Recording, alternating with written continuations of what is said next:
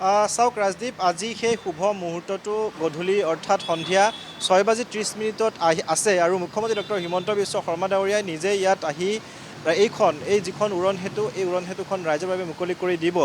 আটাইতকৈ ডাঙৰ কথাটো হ'ল, আপুনি ইতিমধ্যে উল্লেখ কৰিছে যে বিগত সময়ছোৱাত আমি দেখুৱাই গৈছিলোঁ, আমি যিটো স্থানত উপস্থিত আছোঁ, য'ত আমি থিয় হৈ আছোঁ, এই ঠাইত বিগত 15 দিন পূৰ্বে দেখিবলৈ পোৱা গৈছিল কৃত্ৰিম বানত বুৰ গৈ আছিল, এক প্ৰকাৰ হাহাকাৰময় পৰিৱেশৰ সৃষ্টি হৈছিল। আৰু এই ব্ৰিজখন নিৰ্মাণ কৰি থকা সময়ছোৱাত দেখিবলৈ পোৱা গৈছিল বৃহৎ যান জঁট, কিন্তু এতিয়াৰ পৰা আজিৰে পৰা গুৱাহাটীবাসীয়ে, অসমবাসীয়ে এই উৰণ সেতুখন লাভ কৰিবলৈ গৈ আছে আৰু এই যি যান জঁট হ্ৰাস হ'ব বুলি আশা কৰা হৈছে। আমি উৰণ সেতুখনৰ কিছু তথ্যও জনাম, কিন্তু তাৰ পূৰ্বে কিছু দৃশ্যাংশ দেখুৱাই ল'ব বিচাৰিছোঁ। বিপুল ৰাজ আছে, বিপুল ৰাজে দেখুৱাইছে খুব আটকধুনীয়াকৈ সজাই পৰাই তোলা হৈছে উৰণ সেতুখন। তাৰ সমান্তৰালভাৱে কিছু সময় পূৰ্বে আমি ওপৰৰ দৃশ্যাংশ দেখুৱাইছিলোঁ আৰু এইখিনি মুহূৰ্তত আমি তলৰ দৃশ্যাংশ দেখুৱাইছোঁ যে যিসমূহ খুঁটা আছে, প্ৰত্যেকটো খুঁটাতে অসমৰ যি চহকী সংস্কৃতি, সেই সংস্কৃতি ইয়াত ৰং তুলিকাৰে অংকন কৰা হৈছে আৰু দেখুৱাবলৈ যত্ন কৰা হৈছে। আমি দেখুৱাইছোঁ, এয়া হৈছে ভূঁই ৰোৱা দৃশ্য, গাঁৱৰ যি চহা কৃষিজীৱী ৰাইজৰ এক দৃশ্য, আৰু সেই দৃশ্য বৰ্তমান বাৰিষা আৰু ভূঁই ৰোৱাৰ সময়, আৰু সেই সময়তে এই দৃশ্যটো ইয়াত দেখিবলৈ পোৱা গৈছে। ভূঁই ৰোৱা দৃশ্যটো খুব সুন্দৰকৈ ইয়াত অংকন কৰা হৈছে, অংকন কৰি দেখুৱাবলৈ যত্ন কৰা হৈছে। এই ধৰণে যিহেতু মুঠ ব্ৰিজখনৰ দৈৰ্ঘ্য হৈছে 650 মিটাৰ আৰু এই 650 মিটাৰ দীৰ্ঘত যিকেইটা খুঁটা আছে, প্ৰত্যেকটো খুঁটাতে অসমৰ সংস্কৃতি প্ৰদৰ্শন কৰিবলৈ ৰং তুলিকাৰে অংকন কৰা হৈছে, প্ৰদৰ্শন কৰিবলৈ চেষ্টা কৰা হৈছে। অইন এটা খুঁটাত দেখুৱাইছোঁ ভোৰতাল নৃত্য, আৰু সেই ভোৰতাল নৃত্য ইয়াত দেখুৱাবলৈ যত্ন কৰা হৈছে। একেদৰে বিহু, ঢুলীয়া, খলীয়া সকলোখিনি দেখুৱাবলৈ যত্ন কৰা হৈছে আৰু সমগ্ৰ প্ৰত্যেকটো খুঁটাতে দেখুৱাবলৈ এই ধৰণে যত্ন কৰা হৈছে। খুব সুন্দৰ দৃশ্য, আৰু এই দৃশ্যসমূহ একাংশ চিত্ৰশিল্পীয়ে খুব সুন্দৰকৈ ইয়াত তেওঁলোকে অংকন কৰিছে। তাৰ সমান্তৰালভাৱে ব্ৰিজখনৰ ইতিমধ্যে আপুনি এটা কথা উল্লেখ কৰিছে যে ব্ৰিজখনৰ সময়সীমা আছিল 18 মাহ, কিন্তু নিৰ্মাণকাৰী সংস্থাটোৱে 9 মাহতে আচলতে ক্ষিপ্ৰতাৰে নিৰ্মাণ কৰি ৰাইজৰ বাবে উচৰ্গা কৰি দিয়া পৰিলক্ষিত হৈছে। আমি বিগত সময়ছোৱাত দেখিছিলোঁ যে এক প্ৰকাৰ বিভিন্ন আচলতে সমস্যাৰ সন্মুখীন হৈছিল ৰুক্মিণী গাঁও ডাউনটাউনৰ এই এলেকাৰ বাসিন্দাসকলে, কিন্তু এতিয়াৰ পৰা সেই যি যান জঁট নাইবা তেওঁলোকৰ যি সমস্যা, সেই সমস্যা কিছু দূৰ হ'ব বুলি আশা কৰা হৈছে। আৰু ইয়াত ব্যয় কৰা হৈছে 1,11,00,000 টকা। মুখ্যমন্ত্ৰীগৰাকী কালি ইতিমধ্যে সকলোখিনি কথা কৈছে, আৰু নামকৰণ কৰা হৈছে ভগদত্ত 2 বুলি। কাৰণ আমি যদি চাওঁ, ছুপাৰ মাৰ্কেটৰ সন্মুখত যিখন উৰণ সেতু আছে, সেইখন উৰণ সেতুত ভগদত্ত 1 নাম দিয়া হৈছে আৰু এইখনত দিয়া হৈছে ভগদত্ত 2। আৰু এই ধৰণে যি পুৰণি ঐতিহ্য, সেই ঐতিহ্যও আচলতে ধৰি ৰাখিবলৈ চেষ্টা কৰিছে, কাৰণ ভগদত্ত এটা পুৰণি ঐতিহ্যপূৰ্ণ নাম, আৰু সেইবাবে দেখিবলৈ পোৱা গৈছে এই ধৰণৰ যি ব্যৱস্থা, এই ব্যৱস্থা কৰা হৈছে। সমান্তৰালভাৱে আমি দেখুৱাইছোঁৱে যে অসমৰ যি চহকী সংস্কৃতি, সেই সংস্কৃতিসমূহ ইয়াত দেখুৱাবলৈ যত্ন কৰা হৈছে। বিহুকে ধৰি বিভিন্ন যিসমূহ নৃত্য আছে, যিসমূহ খেল ধেমালি আছে, সেইসমূহ দেখুৱাবলৈ যত্ন কৰা হৈছে।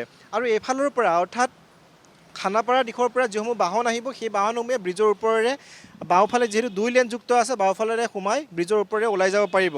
আৰু এইফালৰ পৰা গণেশগুৰিৰ ফালৰ পৰা যিখিনি বাহন আহিব, সেইখিনি বাহনে ব্ৰিজৰ ওপৰেৰে আহি খানাপাৰা দিশলৈ যাব পাৰিব। অৰ্থাৎ 2 লেনযুক্ত সম্পূৰ্ণ এখন অত্যাধুনিক উৰণ সেতু।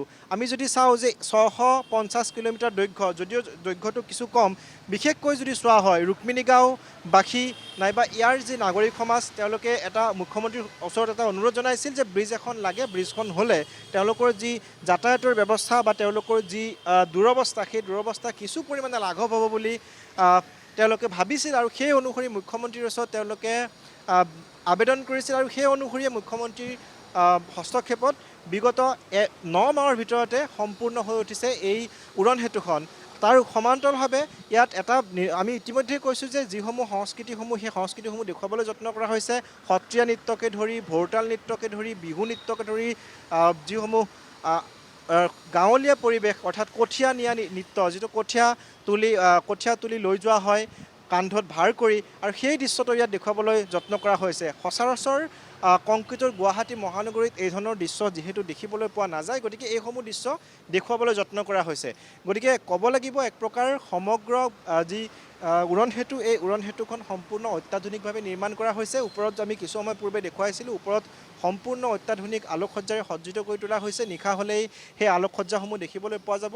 আৰু তলৰ ফালেৰে মাজেৰে আচলতে পথ ৰখা হৈছে, যে মাজেৰে যিসমূহ বাহন পাৰ হ'ব বিচাৰিব, ৰাস্তা ইটোৰ পৰা সিটোৰ পাৰ হ'ব বিচাৰিব তলেৰে অহা বাহনসমূহ, আৰু সেইসমূহৰ বাবে ইয়াত টাৰ্ণিঙৰ ব্যৱস্থা কৰি দিয়া হৈছে। আৰু এই টাৰ্ণিঙেৰে ইফালে সিফালে যাব পাৰিব। আৰু যিহেতু ব্যৱসায়িক প্ৰতিষ্ঠান বহুকেইটা আছে দুই কাষে, গতিকে সেইসমূহৰ সুবিধাৰ প্ৰতি লক্ষ্য কৰিও ইয়াত পাৰ্কিঙৰ ব্যৱস্থা কৰা হৈছে। বৃহৎ আকাৰৰ পাৰ্কিং, দুইটা পাৰে দেখিবলৈ পোৱা গৈছে, বৃহৎ আকাৰৰ পাৰ্কিং আছে। আৰু এই পাৰ্কিঙত সোঁফালৰ মানুহ, সোঁফালে ব্যৱসায়িক প্ৰতিষ্ঠানসমূহ যিসমূহ আছে, সেই সোঁফালৰ প্ৰতিষ্ঠানসমূহৰ বাবে সোঁফালৰ পাৰ্কিং, বা বাওঁফালৰ যিসমূহ ব্যৱসায়িক প্ৰতিষ্ঠান আছে, সেই ব্যৱসায়িক প্ৰতিষ্ঠানসমূহৰ বাবে বাওঁফালৰ পাৰ্কিং।